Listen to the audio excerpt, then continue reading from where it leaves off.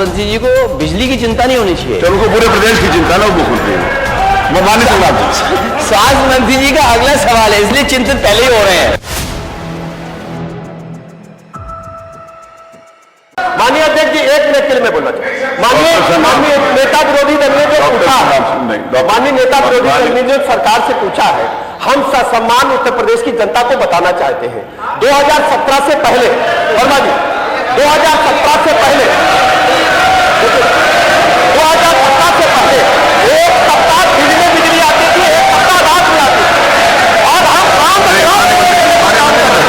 हमने क्षमता पर देखी है और पूरे देश को बिजली देने का माननीय मंत्री जी, माननीय आप जाते थे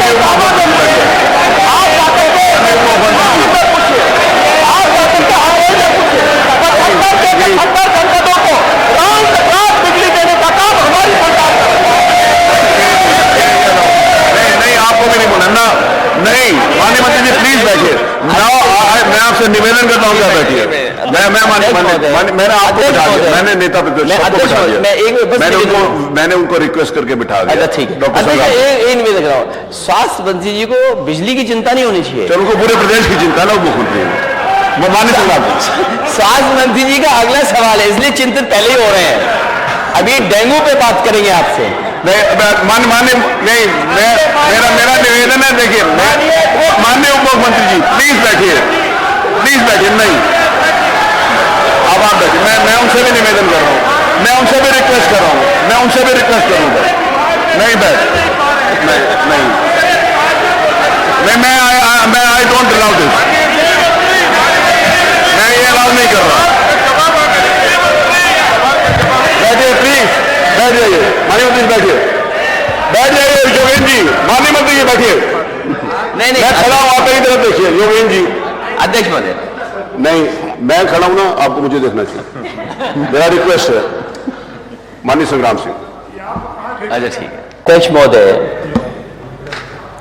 माननीय सदस्य लालजी वर्मा जी ने बहुत महत्वपूर्ण विषय उठाया है, और ये महत्वपूर्ण इसलिए बन जाता है कि सामान्य बीमारियों का भी इलाज अस्पतालों में नहीं है,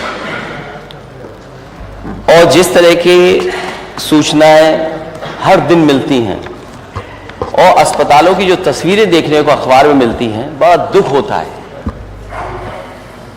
कि जो सरकार ये दावा करती हो कि डबल इंजन की सरकार है और सब व्यवस्थाएं पहले से बेहतर हो गई हैं, और केवल लखनऊ नहीं, दिल्ली और बड़े बड़े महानगरों में भी ये बड़े बड़े प्रचार के होर्डिंग लगे हैं कि इतने हमने मेडिकल कॉलेज बना दिए हैं। अगर सूचनाएं जो मिल रही हैं और डेंगू जैसी बीमारी का जो सरकार इलाज ना करा पा रही हो, वो सपना देख रही है $1 ट्रिलियन इकोनॉमी का, और डेंगू सामान्य बीमारी है, किस ऐसी है बीमारी जिसका इलाज नहीं है, ये तो सरकार बताएगी। लेकिन जो सूचनाएं आई हैं, क्या दुख नहीं होता कि आपकी पार्टी के नेता, पूर्व सांसद, उनके बेटे को हॉस्पिटल में एडमिशन ही नहीं हुआ, वो एक अस्पताल से दूसरे अस्पताल और दूसरे अस्पताल के बाद सबसे प्रीमियर हॉस्पिटल या सबसे प्रेस्टिजियस इंस्टीट्यूशन में गए और स्ट्रेचर पे पड़ा रहा उनका बेटा, उसकी जान चली गई। अध्यक्ष महोदय, सरकार ने क्या किया? सरकार अगर जिम्मेदारी समझती तो क्या माननीय सदस्यों की कमेटी नहीं बन सकती थी? जो यहां माननीय सदस्य जीते हुए लोग हैं, ये जो सदन में बैठे, क्या इनकी कमेटी बनकर के नहीं देख सकती थी? यही नहीं, एम्बुलेंस का इंतजार करिए। आप एम्बुलेंस बुलाना चाहते हैं, एम्बुलेंस नहीं आएगी आपके पास। कहो एम्बुलेंस में जान चली जाए, और अगर अस्पताल पहुंच गए तो स्टेशन नहीं है, लोग अपने कंधों में गोदी में रख करके या दो परिवार के 2 सदस्य लेकर के जा रहे हैं, यह स्थिति है। और अस्पताल में बेड नहीं, 2-2 भर्ती थे जिस समय डेंगू अपने पीक पे, जब डेंगू था तो अस्पतालों में एक बेड पर 2-2 मरीज थे। राजधानी में थे, और अगर राजधानी में यह स्थिति है तो दूसरी जगह क्या स्थिति होगी प्रदेश के किस दूसरे कोने में? जो कहां घूमे, कहां जाए मरीज?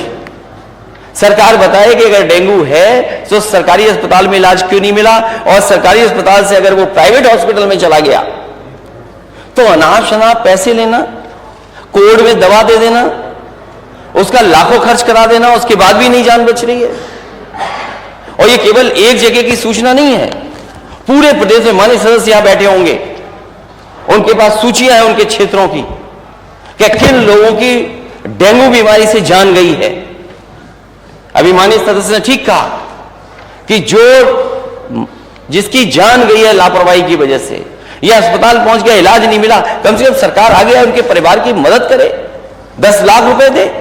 आपको बहुत चिंता हो जाती है अगर कोई बात कह दी जाती है आपको। आप इतने वर्षों से मंत्री हैं, कोई अस्पताल नहीं छोड़ा जहां न गए हों, हर जगह छापा मारेंगे जाकर के। मुझे याद है मैंने पिछले सदन में भी कहा था, जहां सूचना दे दी कि यह स्थिति है सीएससी की, 2 घंटे में सफाई करा दी। हम ही अगर सूचना दें, हमारी जिम्मेदारी बनती है सूचना देने की, लेकिन आप क्या कर रहे हैं छापा मार करके? आप जाकर के क्या कर रहे हैं? किस अस्पताल में पर्याप्त इलाज मिल रहा है? और राजधानी में सबसे ज्यादा लोग आ रहे हैं और महानगरों में सबसे ज्यादा लोग आ रहे हैं, क्योंकि पूरी स्वास्थ्य व्यवस्था छोटे जिलों में खत्म हो गई है। आप यहां का पीजीआई उठा लीजिए, आप लोहिया इंस्टीट्यूट उठा लीजिए, बलरामपुर हॉस्पिटल उठा लीजिए, सिविल हॉस्पिटल उठा लीजिए, और इसके साथ साथ जो प्राइवेट संस्थान है, जब सरकारी अस्पताल में इलाज नहीं है तो मजबूरी में गरीब प्राइवेट में जा रहा है, और प्राइवेट में जाकर के उसके साथ लूट हो रही है। इतनी लूट स्वास्थ्य विभाग के नाकामी की वजह से कभी गरीबों की नहीं हुई जो इस सरकार में हो रही है। चलिए, होगी बात। आ गया विषय, सूची तो पढ़ लेने दीजिए अध्यक्ष महोदय। तो दे दीजिए। कोई अस्पताल बचा हो जहां जाने न जा गई हो। मैं जानता हूं जब स्वास्थ्य मंत्री जी खड़े होंगे तो क्या बोलेंगे, क्योंकि आपने अपना दिखा दिया। अभी बिजली मंत्री जी से सवाल था, आप बिजली मंत्री को भूल करके आप अपने स्वास्थ्य की बात करते, लेकिन बिजली मंत्री जी के बारे में बोल रहे थे आप। ये लंबी सूची है, मैं तो माननीय सदस्यों से कहूंगा कि अपनी अपनी सूची मुझे दें, जिससे हम आपके माध्यम से सरकार तक पहुंचा दें जिन लोगों की जान गई है।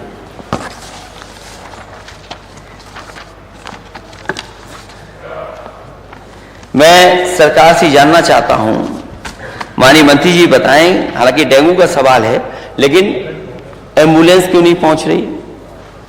अस्पताल में पहुंच जाए तो स्टेशन नहीं मिल रही, एडमिट हो जाए जैसे तैसे कई चक्कर काट करके जांचें करा करके तो बिस्तर नहीं मिल रहा, बिस्तर पे इलाज कराना पड़ रहा है उसको, एक ही बिस्तर पे 2 लोगों को। आखिर जिम्मेदारी किसकी थी? इतनी जानों की जाने की जिम्मेदारी किसकी है?